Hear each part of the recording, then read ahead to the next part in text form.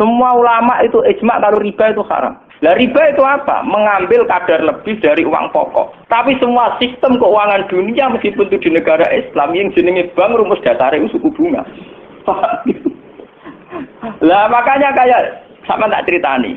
Hukumnya bank mulai NU lahir 26 sampai NU wis tuwek saiki 2000 pinten? Tiap muktamar mesti ana sing takok. Yo tetep dijawab khilaf. Penengane muni telu mulai dhisik yo telu. Suwe tambah papat. Biasane mainstream pertama riba mesti haram. Wis suwe nak riba mesti apa?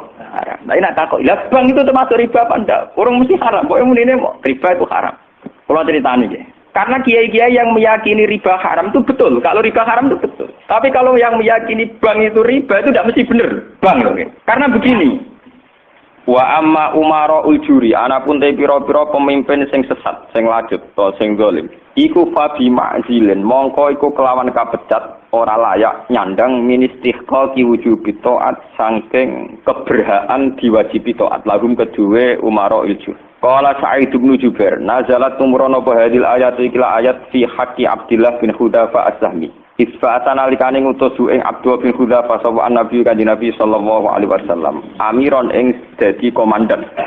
Komandan ala sariyatin ing atase siji pasukan sak pleton ta sak kompi. Wa an Ibnu Abbasin annaha nazalat satemene ayat turun fi sa'li Khalid bin Walid. Ba'asa ingkang ngutus ing Khalid sapa Nabi kanjeng Nabi sallallahu alaihi wasallam. Amiron Khalid dadi pemimpin komandan ala sariyatin ing atase siji pasukan sak pleton sak pasukan. Wa fiha lan iku tetep ing dalam syariah Ammar bin Yasir te Ammar bin Yasir. Fajara mongko terjadi benahuma antarane Ammar lan Khalid bin Walid apa ikhtilafun apa persulayaan fisen dan perkara. Fanazarat mongko tumurun apa hadil ayat ikla ayat. Wa umira lan den perintah sapa Ammar bin Yasir bito ati ulil amri kelawan taat ning penguasa. Fakhina idzin mongko ing dalem nalikane mengkono-mengkono perkara. Maksude peristiwane peristiwa perang antarane komandan lan anak buah. Fal muradu mongko te perkara kang den kersakno bihim kan ulil amri ku mara usaroya iku pira-pira komandan perang, komandan pasukan perang. Kala dawuh sapa ba'dun sebagian ulama, taatu wa taat ning Allah wa rasulih lan taat ning utusane Allah wajibatun wajib kotan kelan pasti. Wa taatu ahli ijma utahe taat ning gone pendapat sing diijma'i ulama iki wajibatun wajib kotan kelan pasti. La wa amma taatul umara anapun te taat ning penguasa wasalatin pura-pura raja iku fal aksar mengko sing akeh wa ana sak temene taat utakuno taat muharramatan haram agake haram li annahum qur'an sak temene umar lan salatin kula yak murun ora padha perintah sapa umar lan salatin ila bidulmi kecuali kelawan lacut kecuali kelawan rebulim wa takuno lan hale kadang-kadang ana apa taat wajibatan wajib bihasabi dzanni sebab dzon ad-dhaifi kang apes Fakhina idzin mongko nalikane mengkene napa nggih. Takunu muharramatan niku ning gone duafa niku napa umara sing salatin. Yuh malu den tanggung napa ulul amri alal isma ing atas isma. Wa edan kan mana inna a'malal umara satemene pira-pira keputusane pemimpin wasalaten lan pira-pira raja. Iku mestine mauqufatun iku den kandhekno utawa den tangguhno ditunggu dulu. Ala fatawal ulama fatwa fatwa'i samin. Ing atase fatwane pira-pira ulama. Wal ulama utai ulama fil haqiqati ing dalem hakikat iku umaraul umara iku pemimpine para pemimpin. Faha ula mongko te mongkon ulama sing kenal ijma ya. Iku ulul amri. Iku hakikat sing disebut ulul amri. Faha ula mongko te mongkon ulama sing alal ijma ya mboten. Iku ulul amri. Iku sing kasebut ulul amri. Nggih kula baleni nggih. Faha ula mongko te mengkono ulama sing alal ijma nggih mboten ulama sing ijtihadiyah iku ulul amri iku hakikate ulul amri ngene iki mun kula niati saking dalam kepen ngaji masalah ulul amri ya iki rungono tenan terus kowe sampean waca ya artinya sudah saya bacaan itu iki tafsir Munir karangane Syekh Nawawi napa Banten masuk ulama Indonesia sing alim diakui teng Mekah teng Hijaz terutama nggih Syekh Nawawi Banten beliau itu gurune Mbah Khalil Bangkalan. Mbah Khalil Bangkalan di murid golongane Mbah Hasyim Asy'ari saterusé. Ya Mbah Hasyim terus dibutuh Gus Dur bareng. Gus Dur malah di sana. Jadi termasuk ulama top tenggene Mekah riyen niku Syekh Nawawi Banten. Sing ngarang tafsir Munir. Ngaten kula terangaken. Hampir menjadi mainstream kalau kayak SBY, kayak gubernur, kayak bupati, kayak lurah. Itu rata-rata legitimasinya secara syariat itu dianggap ulil apa? Amri ya. Dalam konteks NU mungkin itu PBNU, dalam konteks Muhammadiyah mungkin PP Muhammadiyah. Lah nek urusane ngaji ngene iki ulul amri aku ngongkon rugen luwih sederhana, apa? Yang jelas melihat asbabun nuzul itu kental sekali bahwa sebetulnya masalah itu tidak keluar dari disiplin militer. Kalau balik malam. Melihat asbabun nuzul, awal mula ayat ini turun itu tentang disiplin apa? Militer. Karena dalam teori perang itu 1 detik, 2 detik pasukan internal itu konflik bisa kelibas semua. Sehingga dalam sistem perang atau sistem komando tidak ada ruang ijtihad, tidak ada ruang polemik, tidak ada ruang beda pendapat. Kalau dalam suasana normal orang boleh berijtihad bagaimana Indonesia yang terbaik, bagaimana umat Islam terbaik. Ada yang bermadzhab harus pribumisasi Islam misalnya. Ono sing berpendapat kudu jelas al-farqu bainal haqqi apa? Hak mana batil. Kalau balen mana ini. Ayat ini secara nuzul itu jelas-jelas tentang konteks perang. Kita tahu dalam teori militerisme, dalam teori militer, teori perang, tidak ada ruang diskusi, tidak ada ruang dialek, juga tidak ada ruang ijtihad. Semua harus tunduk pada perintah komandan. Sehingga orang sekali berammar bin Yasir, orang sekali berabu Bakar bin Siddiq. Ketika Nabi suatu saat memimpin, Khalid, kamu komandan. Itu sahabat yang kaliber kayak Abu Bakar sekalipun, itu tidak berani bantah. Meskipun atas nama kesalehan, Khalid bin Walid itu tidak apa-apa dibanding sinten Abu Bakar. Tapi karena ini sistem perang, di mana keputusan harus final dan harus cepat, kalau tidak terbunuh, itu harus tunduk. Jadi tidak bisa ada ruang ijtihad lagi, karena ini sudah di medan apa? Perang, harus seragam. Ya sama, teori militer mulai zaman dulu sampai sekarang sama, harus seragam, 1 komandan, 1 instruksi. Nah, kalau demikian halnya, maka fantasi-fantasi kita nih, sering dengarnya kita, ulul amri itu lurah, bupati, gubernur, itu salah besar kalau melihat asbab nuzul ini. Dan itu yang pertama kaul yang diyakini Syekh Nawawi sinten nanten. Makanya di sini beliau bilang apa itu awal-awalnya itu qala Sa'id bin Jubair nazara hadil ayat fi haqqi Abdullah bin Hadza Asahmi, terus fana zalat hadil ayat fakhina idzin fal murad bihim umara'us saroya. Tapi lucunya pendapat ini tidak populer di Indonesia. Paham ya? Tidak apa? Padahal ini tabirnya sorry, fal murad bihim umara'us saroya. Yang harus kita tundui tidak boleh ijtihad lagi adalah umara'us saroya, komandan perang. Karena harus satu instruksi, 1 garis. Sekarang kita coba latihan ijtihad. Kalau kita latihan ijtihad dalam kondisi normal, tentu guru dengan murid saja bisa beda. Tidak boleh kita langsung tunduk sama guru dalam hal kondisi normal ini, dalam hal ijtihad. Orang tahu semua kalau Imam Malik itu gurunya Imam Syafi'i, tapi Imam Syafi'i punya mazhab sendiri yang tidak sepersis mazhabnya sinten Malik. Orang tahu semua Hambali itu muridnya Syafi'i, tapi Imam Ahmad punya mazhab yang tidak sepersis mazhabnya Syafi'i. Bahkan dalam Islam jelas-jelas ada aturan main manis dafa asoba falahu ajrun wa in akhta falahu ajrun wahid. Orang yang ijtihad kok benar dia punya 2 pahala, kalau salah hanya 1 pahala. Karena pasti kita dengan guru kita dengan orang tua kita dengan panutan kita, pasti ada kias ma'al farik. Kita masih bisa pembeda. Padahal saatnya kias ma'al jamek. Mesti kita ini dengan guru kita ma'al farik. Misalnya Mustafa bin Irwaqo, tak ngiyai kok Gus Bae mulang kitab. Sing ape ngaji wis apa? Paham? Misalnya kowe niru di tamu kok badhe miati pandit gelang. Kowe ramah ra payu di tamu, meneh sampe kurang. Malah ra payu. Paham ya? Padahal itu guru kita. Paham ya? Banyak. Kenapa kita harus beda dengan guru? Bukan karena melawan, konteksnya beda. Misalnya istiqomahnya kiai tentu mulang santri. Kita tidak punya santri, duwene tonggo. Paham ya? Iku wae tonggo sing kita kalah sejarahnya. Tahu diutang, tahu buruh. Bareng ngono kita modal dadi kiai mantan buruh wong ra salat, bingung to lek ndak wae. Paham ya? Bagaimana mungkin kondisi sosial kita yang begini, apa kiai PD kok kiai-kiai sing sana turune napa? Iya. Paham ya? Akhirnya kita tetap diam-diam punya format sendiri. Nah, makanya bagaimana mungkin ulul amri itu ditafsiri kalau harus seragam di luar konteks militer tentu salah besar. Malah Imam Nawawi memiliki dawuh bahwa ayat ini sebetulnya turun dalam konteks apa? Militer. Gini ku umara'us saroya. Tapi tragisnya pendapat ini tidak populer di Indonesia. Mulai tiap lurah, bupati sampai SBY, tiap kiai yang mimpin ormas itu mengklaim kalau beliau-beliau itu adalah apa? Ulil amri. Dan kita harus taat, harus tunduk. Paham ya? Itu kalau menurut pendapat di sini ya, niku awal yang dipilih ya. Artinya Imam Nawawi menceritakan 3 pendapat, tapi yang diprioritaskan di pertama. Biasanya tradisinya ulama, kalau yang dihikayakan pertama itu yang diyakini, paham ya? Dia misalnya punya 3 hikayah pendapat, ya kok Yang diletakkan di pertama berarti yang paling apa? Diyakini. Itu biasanya tradisinya ulama kultural. Paham ya? Terus pendapat kedua, qala ba'duhum ta'atullah wa rasulihi wajibatun qat'an. Sudah jelas ya, kalau taat Allah Rasul pasti wajib. Sekarang kalaupun ulul amri itu adalah penguasa atau ulama atau guru atau orang tua, itu dalam keputusan Islam yang ijma.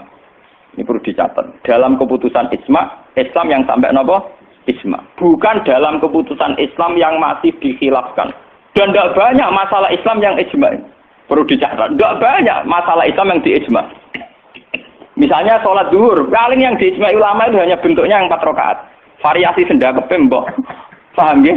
Tidak kok si tangan mbok ning isole udel apa ning igo sing jare ilang mergo dicolong Adam keluar igo dikane sinten? Awak mindal ilai harus ditutupi nak senda kembok hadis kondi iku yo pirang-pirang. Paham ya? Oh, nak salate wong Pakistan ngeten kenceng. Wong Nabi nate dawuh nang salat sedekap yo diseneni. Maksudnya tanganan beno kaya biasane. Dadi ngeten. Fak, wong ana hadis nak cara riyen guru kula nate cerita. Nak salate wong Turki apike jajasan dasinan. Kejare Nabi, kowe nak salat kudu ala ahsani hayatikum, pada baju terbaik kalian. Sarung identik mbek wong nganggur. Paham ya? Berarti kena sholat sarungan, berarti sowan pangeran dengan pakaian pengangguran. Paham ya? Mereka sarung itu gue kemulan, gue nyolong pelem, gue tambah dadu. Makanya orang Turki itu meyakini sholat yang baik itu pakai baju kehormatan. Iku sing gue sowan presiden gubernur. Dulu teng Mesir, tenggene Turki, wong sholat mesti dadinan celananan. Paham ya? Karena Nabi hanya pakai aturan umum ala ahsani napa hayatikum. Sehingga pernah ada ulama hadis besar di Al-Azhar itu khutbah dia dasinan tidak pakai peci. Ditanya itu tidak pakaian mainstream yang di Mesir, ulama Mesir. Dia bilang ini ahsani hayatikum, ini keadaan terbaik saya. Paham? Jadi kalau pakai ukuran itu tentu kita sholat pakai sarung identik dengan pakaian istirahat. Kemulan, menan awang kota yang biasa celananan nganggo sarung bedak ning jeding, bedak ning kamar napa? Mandi. Tentu itu pelecehan. Nganggo teori ini. Dan itu banyak ulama yang anti, betul banyak. Kalau sampean di Turki, di Pakistan, di daerah-daerah yang meyakini itu pakaian pengangguran, itu kriminal betul. Karena siarnya begitu, nggih, tradisi siarnya begitu. Tapi kalau di Indonesia, untuk daerah tertentu juga ada semua Indonesia, sarung itu identik dengan pakaiannya santri. Ya sudah kita sarungan ala santri. Tapi coba kalau di Malaysia, kayak Mahathir Muhammad, dia pakai celana, sarungnya disampingkan. Dan itu ala ahsani apa? Hayatikum. Tapi di Indonesia sama tak gitu, ketoprak tapi. Nah ini contoh. Lah yang kayak begini tidak mungkin masuk kategori wajib taat karena variannya tidak ijma gitu loh maksudnya. Saya paham ya? Tidak mungkin kita taat sama guru sama penguasa yang variannya begini karena tidak pada level napa? Ijma. Paham ya? Mulane kula nu tak wiling-wilingan, kula ngerti kok santri kula, nak salat cepet. Ya sing wajib pokoke rukuk iku juga dari subhanallah terus sujud. Pokoke sing ijma tok kula niku pokoke standar sing cepet. Kula wiling-wilingan sunah Nabi mok sisa. Kula sering lambenan putih niku wiling-wilingan sunah Nabi. Mergo kula cobaan gak mungkin. Daripada ora blas, wae wiling-wilingan Nabi seneng pakaian putih, kula seneng putih, ngoten wiling-wilingan. Kalau paling rasa seneng klambi badhe jujur. Kalau Nabi paling rasa seneng klambi sing corake ruwet. Kalau Nabi nanti diadai badhe iku menolak karena corake napa keruwetan. Jadi taubun lahu a'lamu cara Indonesia napa? Badhe. Makanya itu untuk zina. Biasanya kalau dalam tradisi Islam yang untuk zina itu perempuan napa? Perempuan. Makanya desain klambi takwa itu tidak ada yang badhe karena memang kalau yang kaitan takwa itu identik dengan polos. Niki cerita sunnah loh guys. Artinya tidak ada yang saya kritik biasa apa standar. Nggak ini cerita ala ahsani nopo? Ala ahsani hati. Nah, tapi yang menjadi masalah, kalau nanti diskusi dengan kiai. Tapi masalahnya ini loh, kelambine wong Indonesia paling damai kehormatan ku badhe. Makanya banyak kiai-kiai yang sholat Jumatan malah milih nganggo badhe. Alasannya Jumatan disunatkan pakai putih, kalau ndak baju terbaik. Nah kadang badai itu menempati kasta terbaik. Tapi sebetulnya itu keruwetan. Masalahnya itu ada variannya dulu, varian coraknya itu yang lahu ahlam, yang variannya apa? Dikeruwetan, apa? Keruwetan. Tapi ra apa-apa, digo ya ra apa-apa. Penting ra udo. Lah yang kayak begini itu tidak mungkin menemukan format ijma, sehingga tidak mungkin kita wajib toh. Ini catat ya, tidak mungkin kita wajib nopo toh. Sehingga tidak perlu santri Indonesia yang mondok Mekah terus mulai jubahan, ya nggak perlu. Sing mondok India terus nganggo turbus gitu boten perlu. Sing di kiai kemal-kemul jubuhan, orang ganteng pesel jubuhan, wah sini wong. Nah gurumu ning Mekah jubahan pantes ganteng gagah. Apa wirang puasa keriting jubahan. Mesti pikirane wong pertama ngenyek ora ngarah darani sunah Nabi. Kan ben tapi mesti wong ora sida nafsirno sunah tapi nafsirno sing ora. Paham ya? Terus menyangkut varian-varian yang terus begitu. Lah termasuk yang diijmai ulama yang paling sensitif tentu masalah nikah. Itu mulai dulu sampai sekarang kita harus syukur sama pemerintahan Indonesia. Delala kersane Allah diputuskan sepihak. Sebetulnya sepihak loh, saya ulang-ulang sepihak. Format nikah di Indonesia ngikuti mazhab Syafi'i. Yaitu harus ada wali atau pengganti wali dan dua saksi. Itu berkah betul bagi Indonesia. Delala mulai dulu mulai pemerintahan Belanda. Karena zaman Belanda sendiri itu urusan nikah, tolak, waris sama wakaf itu juga sudah diserahkan ulama-ulama Islam itu mulai zaman Belanda sampai sekarang. Karena nikah itu yang ila darajatil ijma itu hanya berapa? Jika ada varian-varian mazhab kayak Dawud Az-Zahiri, di Syiah sendiri ada mut'ah. Terus di Indonesia sendiri saatnya ngomong sing wis ra kuat ngebet terus akhirnya nganggo khilah-khilah mut'ah. Dasar ngajine Dawud Az-Zahiri khilah-khilah dhewe. Termasuk dia nanti ono kiai terkenal gegere ra karuan perkara mut'ah ambek janda populer. Itu memang repot. Tapi apapun repotnya itu tidak boleh divonis zina. Apapun repotnya. Sampai jangan pernah menvonis itu zina. Ya kalau tidak cocok. Tapi jangan pernah menvonis itu zina.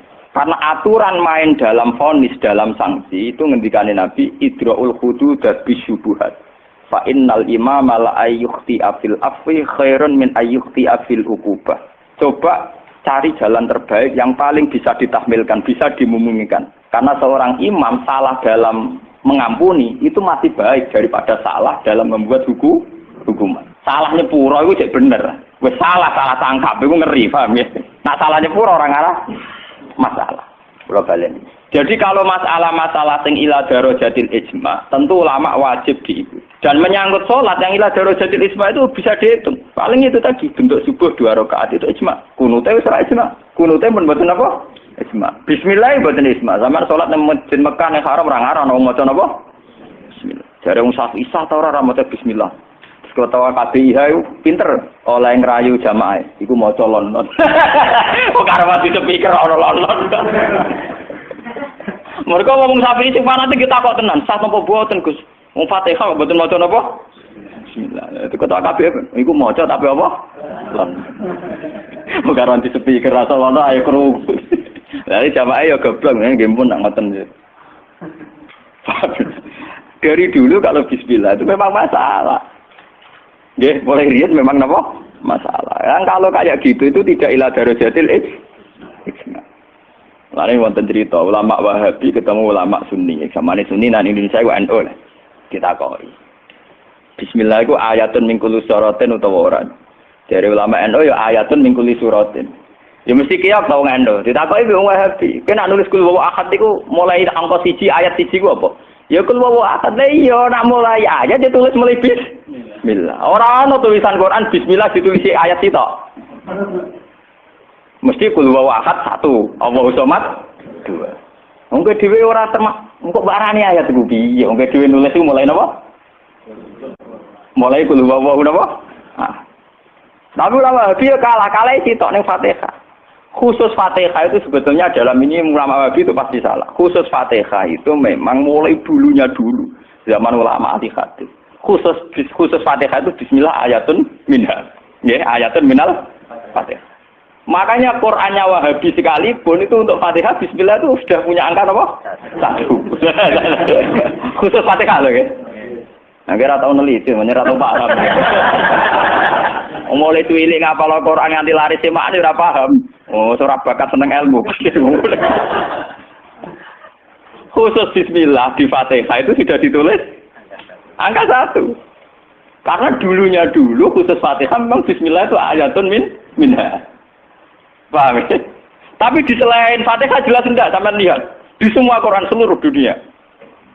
Mesti bismillahirrahmanirrahim tanpa ada tulisan ayat. Baru kul a'udzu birabbil falaq ada satu. Paham ya? Itu menunjukkan bahwa tidak ayatun min kulli surat. Makanya sampean kalau punya Quran Arab Saudi ya, kalau sudah baca ya, ganti surat ya paling mandek sebentar, ya langsung sabbi isma rabbikal a'la, nanti ganti surat ya walaili idza yasa, nanti ganti ya wadduha atau apa, pokoknya dia tidak tidak baca apa? Bismillah. Tapi apike pemerintahane Wahabi ya ora apike. Bae ngono lah nak nyetak Quran standar dunia tetep ono bismillah ya. Paham? Mbok dirapahi piye pokoke walhasil niku dekne tetep nulis napa? Bismillah. Jadi cocok ra cocok pokoknya sementing ditulis lumayan.